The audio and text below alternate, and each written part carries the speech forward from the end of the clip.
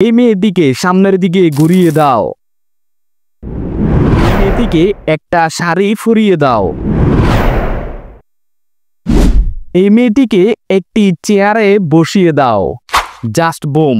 যেখানে ফটোশপ বা ইলাস্ট্রেটরের মাধ্যমে এই কাজগুলো করতে ঘন্টার পর ঘন্টা চলে যায়, সেখানে এআই আপনাকে জাস্ট কয়েক সেকেন্ডে এমন ছবি তৈরি করে দিচ্ছে। আর এই কাজটা করার জন্য আমরা কম বাজার থেকে সার্চ করে নিব গুগল স্টুডিও এআই। এরপর আমরা এখানে গুগল স্টুডিওতে প্রবেশ করব। এরপর ডান পাশ থেকে 3 লাইনের উপর ক্লিক করে দিব। এখান থেকে জিমিনি 2+ ইমেজ জেনারেটরটা সেট করে দিব। এরপর আমরা নিচে থেকে প্লাস চিহ্নতে ক্লিক করে দিব।